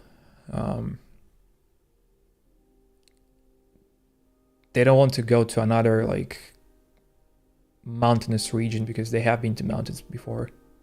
They don't want to go to a desert because they have been to a desert before, and so forth. Same goes for keyboards. I just feel like if I try to like buy another set of switches, it's not gonna fundamentally change anything. Yes, it's gonna be slightly different from another switch, but it's not gonna be drastically different. Keycaps, you can try PBT versus ABS, yes.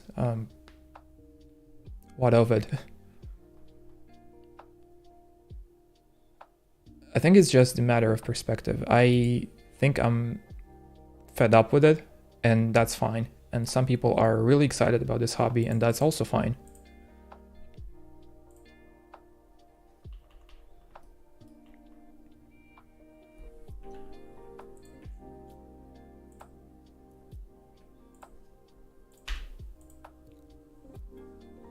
On the other hand, I think the deeper you get into the hobby, the more nuance there is. Yes, as with any hobby. There are details like, will adding films to a Switch affect its sound and performance? There are people like actually opening threads on Reddit and discussing this on Discord constantly because it's a topic, right? For some switches, it does change the sound. People say like for alpacas in particular, films are like necessary. For some other switches, it's not, because the tolerances are not as big. And you have to constantly like be in this. You have to surround yourself with these people, with these topics, and like in order to know all of this stuff. And I'm just like, I've tried different switches. Some were lubed, some were not. Some were filmed, some were not. I've done this myself. I've tried switches that were hand looped by somebody else. Stock switches. I will agree that there is a quite substantial difference between like looped and unlooped switches. There is a big difference. And for that reason, I would always advocate for like looping. At least looping, like you don't have to like film your switches. Sorry, add films, but looping is kind of necessary. But overall, these are such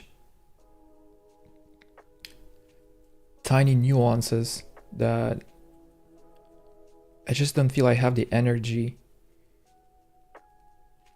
to spend on these things, learning these things, or like caring about these things.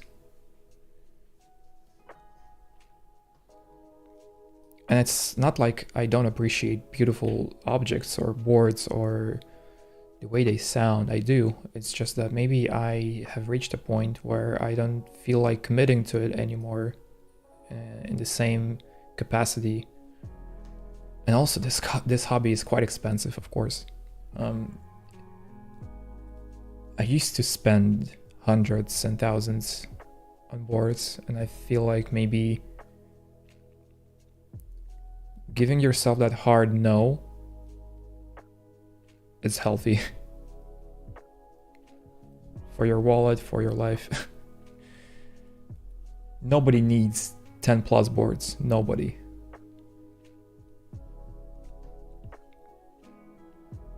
Marius, hello.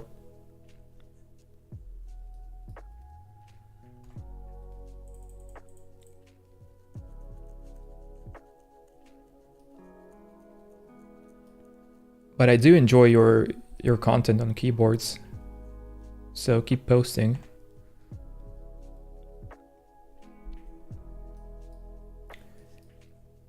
And I'll keep getting stuck at designing this cursed portfolio website.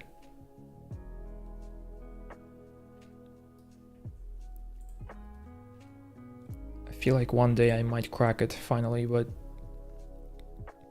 will it be today? Probably not.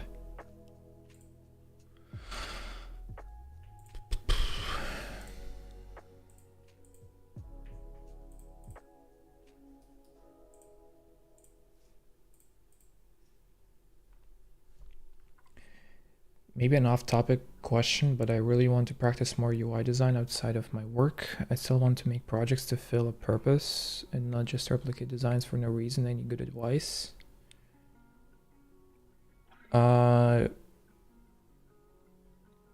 You don't really have to replicate anything. You may find a problem,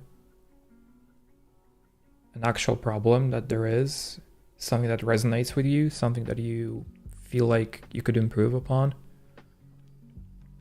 Something that maybe annoys you daily, some lack of something in this world, or whatever. Try to find a problem and try to solve it with your design skills. Try to crack it. Even if you don't succeed at this, you will at least try and gain some experience from it. And that's never gonna hurt you.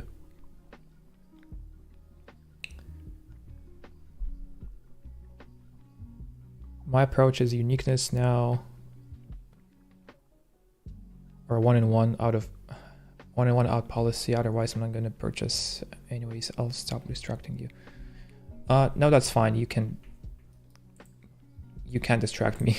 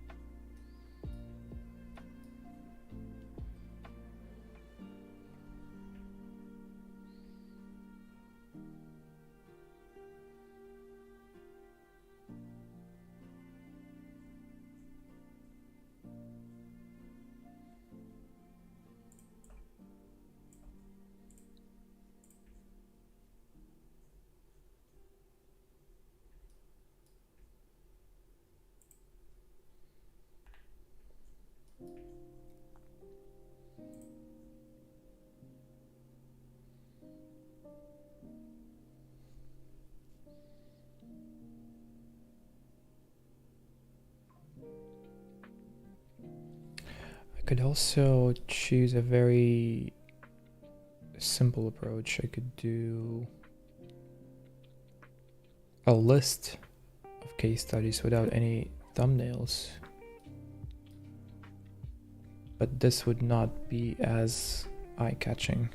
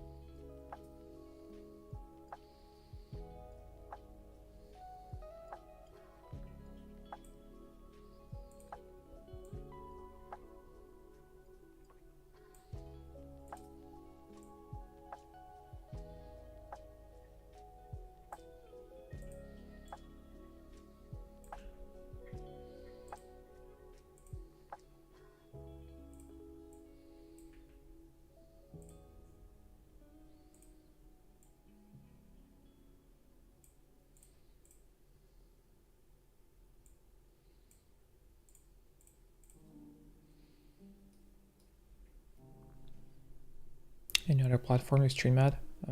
Yes, I stream on both YouTube and X at the same time. Feel free to join the YouTube stream because that's going to be a lot more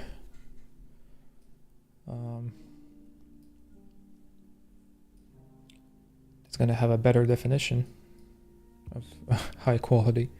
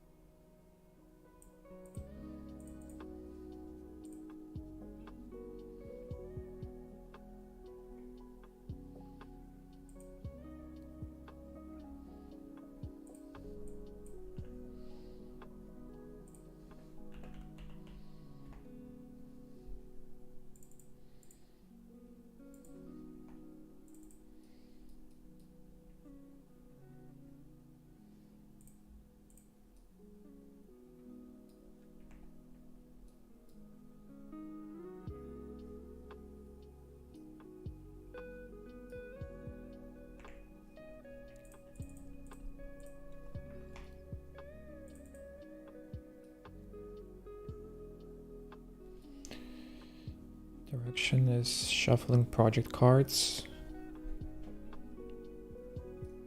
Shuffling project cards. No. No shuffling.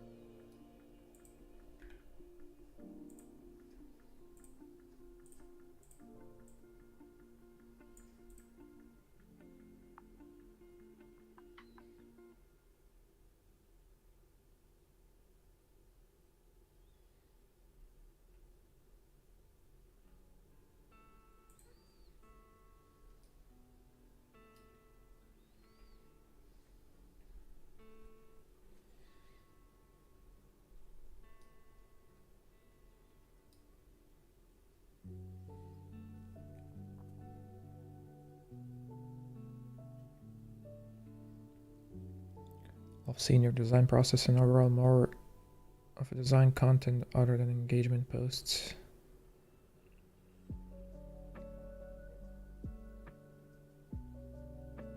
Thank you.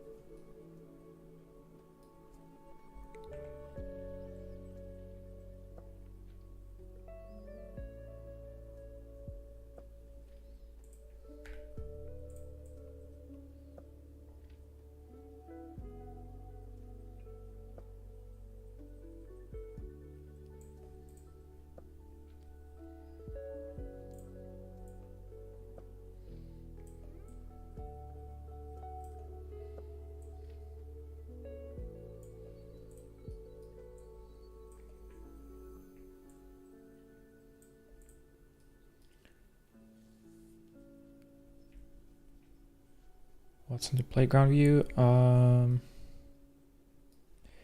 I do not know yet. No clue. I just want to like display some of my other work on that page and maybe something else. Just a fun page. 1.6k viewers, is that usual for you? It's 1.6k total since I've started, I think. It's the amount of people who have clicked. It's not live viewers.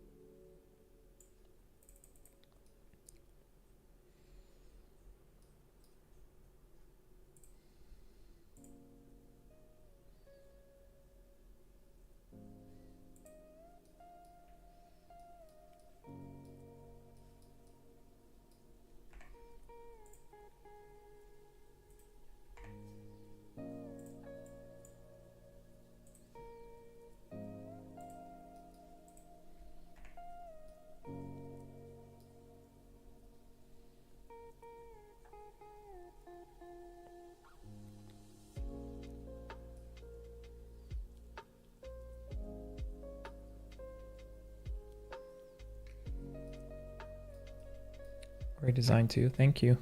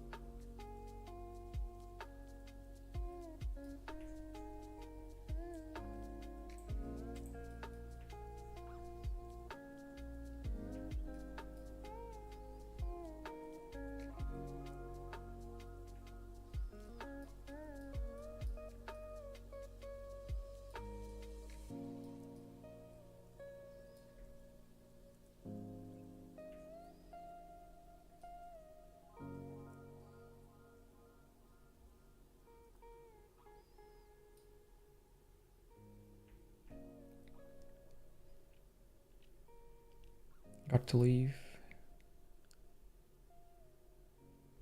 Okay. Have a great one. Thank you for joining.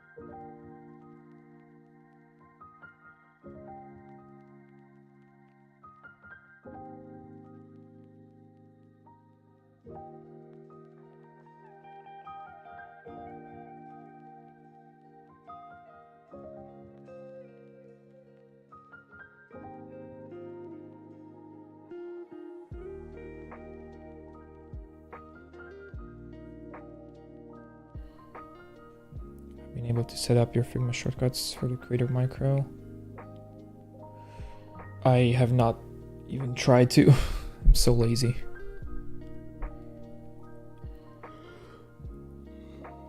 I need to do that at some point.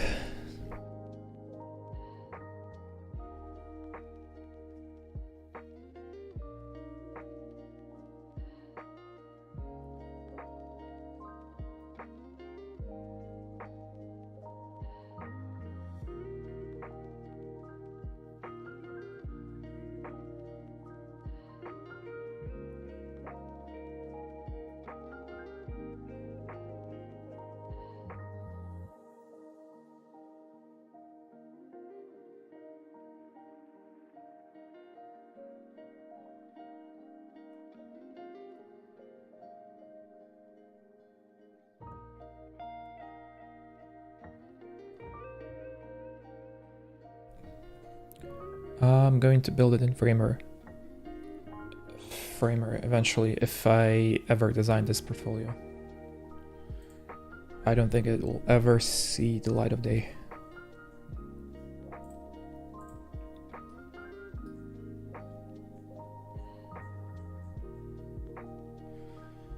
I just fucking hate every iteration I try to make. It's not working out well.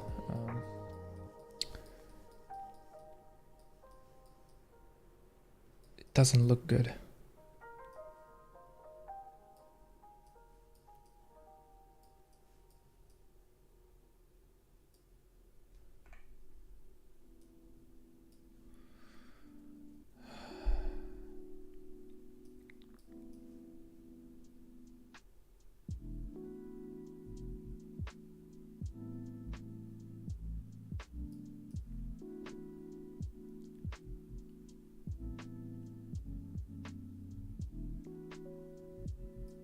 Which software? This is Figma.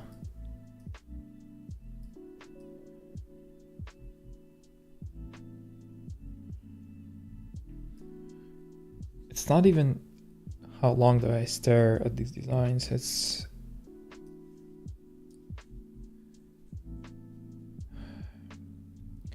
the white space, it's the imbalance, it's the abundance of shit, and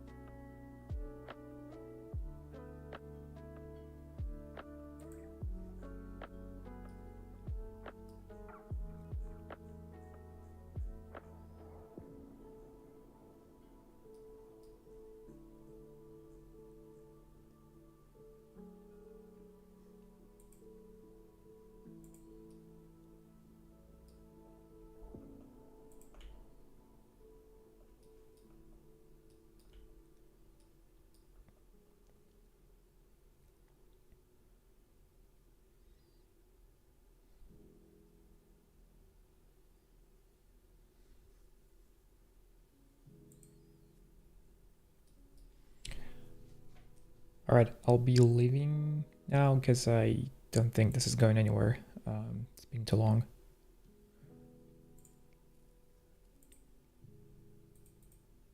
See you guys in another 6 months when I decide to stream for a couple of hours again.